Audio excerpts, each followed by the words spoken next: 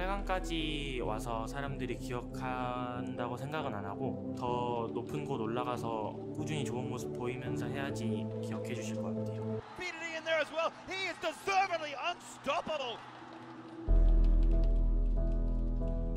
8강에 올라간 것만으로도 대단하다고 생각하고요. 근데 작년에 저희가 결승을 갔으니까 저희가 만족하려면 결승까지는 가야 되지 않을까 싶습니다.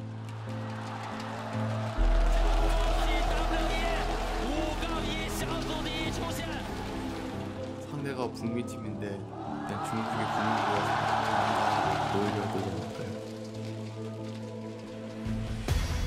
Worlds is definitely the best place to prove yourself as a player. I just want to show that I can step up against these world-class players and show them how to play the game.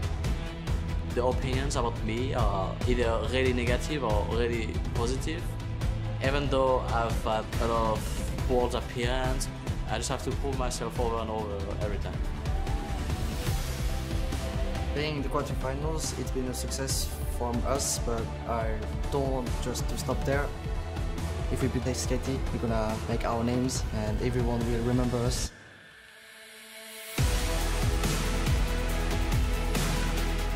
SKT 그냥 이름 자체로만 해도 우승이라는 타이틀에 좀 많이 가깝잖아요.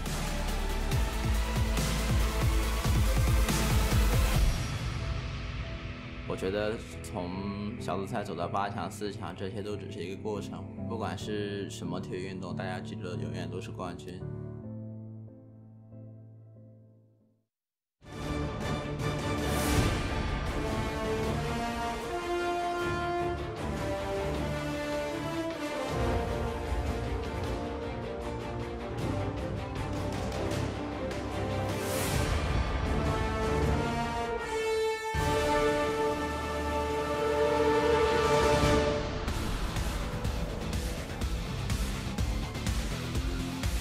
Welcome to Guangzhou, China for Worlds 2017. You join us as we open the next chapter of the tournament live from our new home for the quarterfinals, the Guangzhou Gymnasium.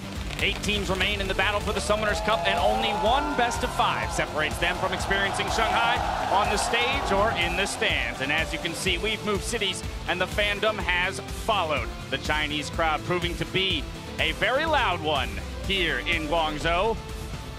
2 teams battling it out today. Let's send it over to Rengdon here in Guangzhou Gymnasium to introduce the teams as they take the stage. 大家好，我是任栋。接下来让我们一起请出2017英雄联盟全球总决赛4分之一决赛的2支战队，欢迎战队登场。首先，让我们欢迎的是红方来自于 LCK 赛区的3星战队 Samsung Galaxy. Challenging perhaps the tournament favorites today, but let's not forget that they were finalists just last year.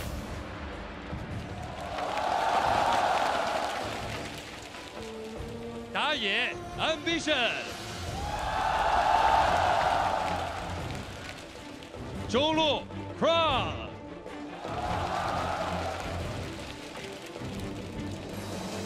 下路 Ruler.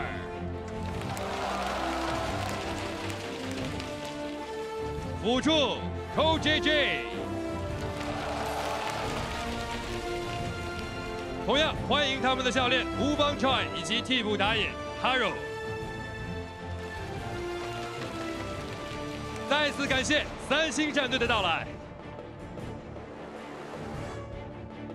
接着，让我们欢迎的是蓝色方 LCK 1号种子龙珠战队。 Favorites, the only regional 1 seed to qualify through to the knockout stage with a 6-0 dominating group stage performance.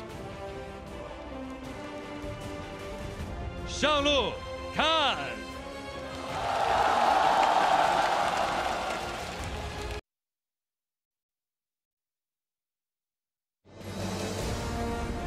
Welcome back to Game 2 of Longzhu Gaming versus Samsung Galaxy, the all-Korean quarterfinal here at Worlds 2017.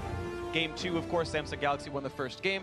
The way side selection works is you get to basically, Longzhu picks games 1, 3, and 5. Samsung picks on games 2 and 4. This is, of course, game 2. They chose to play on the red side here. I know you had commented, Papa Smithy, about the sort of the curiosity of Longzhu even picking blue in game 1, and then we aren't even swapping sides here. Samsung says, yeah, we like that side too. Yeah, it kind of compounds the problem for the side of Longzhu because it guarantees, at least if you follow the flow of the first game draft, that this man on your screen, Khan, will not get counterpick on the top lane. And I think that was a big story, was QV shifting from the very meta champion pool previously, Cho'Gath, Trundle, Maokai, and of course the Camille game, and going for the ability to actually play 1v1. This is something QV has developed over his career, went from very much a tank role player into being able to play those carry matchups as well. I think so much about that game also was not only about counterpicking in the lane matchup, but as a team, Samsung picks so much crowd control, so much AoE, it's very hard to play split pushes into this type of composition, right? You're engaging into Malzahar and AoE cannon stuns, and Samsung were able to play their later 5v5 game like we expected them to look for. And let's say we're setting up for the 5v5 style as well. Janna conspicuously left up right now as a pretty priority support pick right now.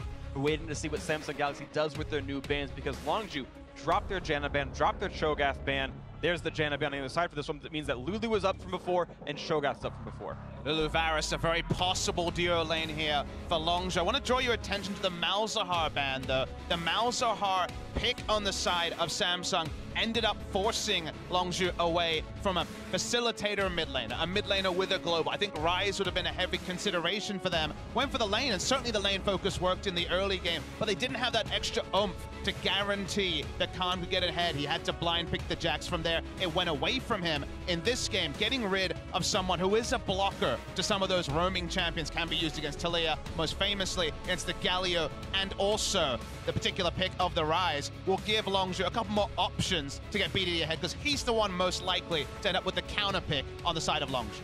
And right now, Samsung Galaxy can pick almost exactly the same team composition here with the Tristana and Sejuani still being picked like the last time. As Longzhu rushing through theirs, the Jarvan grabbed up, and the Varus pretty early on as well.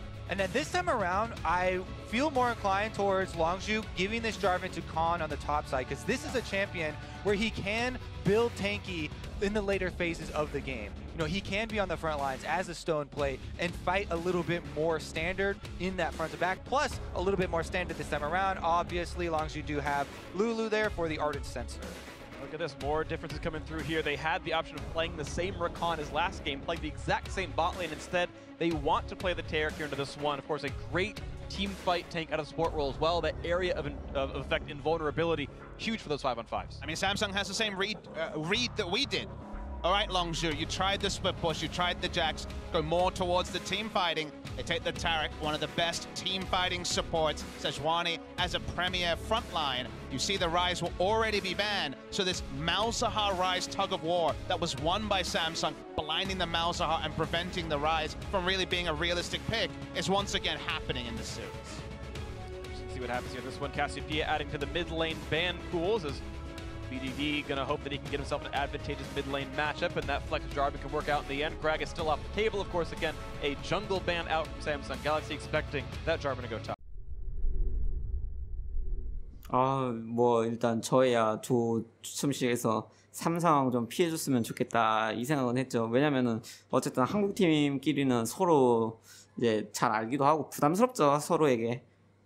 그리고 뭐 세계 대회인데 한국 팀이 많이 올라가면 올라갈수록 저희 나라의 위상이 올라가는 거나 마찬가지인데 그중 하나는 꺾이는 거잖아요. 뭐 저희가 됐든 삼성이 됐든 아쉬워요.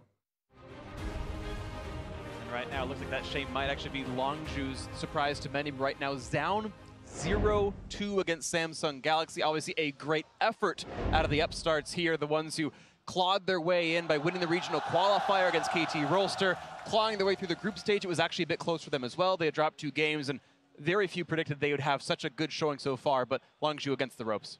I have to say as well, you know, a lot of the people were looking at, you know, Ambition to be punished, the bottom lane to be punished. Crown to be punished. Exactly, and they're all playing so much better. This, you know, Ambition is playing defensively in the early game on this Sejuani for a large part, but he's playing it so well, and he's got off all these counter ganks that it really makes me think you know, what is the big change that Longzhu are going to make on the red side here now that they get the 2 picks in answer to try and change the course of this series? And I think they have to hope for more than just a top lane pick being different. The mid laners have been worlds apart. I talked about it last game. It was actually Crown who had such a bad summer split. BDD was the MVP from the regular season. Co-MVPs with Kuro, of course, from Afrika. But like, this was the mid lane that you were like, BDD, wow, he's had so many deathless games all split. He's had less than 1 death per game on average all summer. He's averaging 3.5 deaths per game so far against Samsung. He's being punished not only by Crown, but also by Ambition, actually getting ganks off in the mid lane, and it does not look like that same Longzhu. And look, Orianna is still ultra comfort for BDD, but usually it was Orianna as a wave clear tool, while Khan was one of these big split-pushing top-side champions. Because they were denied red side for 2 games, they never got an advantageous matchup purely in the 1v1, so that meant BDD was the only one really with trumps, and him being held down and also Khan being largely trivialized by Cuvée once again stepping up leaves Longzhu Gaming on the precipice of a sweep. And of course, as we switch sides, we have the bans look a little bit differently. Jace the one side, and Galio actually holding up the mantle of the blue side ban here, as Zaya continues to be dropped out from Longzhu Gaming. They had first picked up the first one as a sort of denial, and now they're unwilling to give it away. Janna going to be added to that pool once again, and one final ban to come through from Longzhu before first pick. The Janna ban makes so much sense because either they'll be taking Lulu at first pick if it's available, or they can return to the Sejuani. They basically force a ban, force the hand of Longzhu, and they can just take the Sejuani that so far has looked very impressive from Ambition. Nobody's been able to punish it early on, and it's been such a big part of the initiation for this team. Ambition playing very well so far, doing a lot for the team. But because on the Jarvan might go right back to it, it just has not had that effectiveness. And you can see the priority in getting maybe a comfortable mid laner in. Of course, we know the Malzahar is still up. That was so scary before, but I feel like Taliyah can do reasonably well in the matchup. Taliyah going to be grabbed up for BDD. True comfort for him with his Galio off the table. Jarvan, I think, still likely to be an early pickup here for either Cuz or Khan.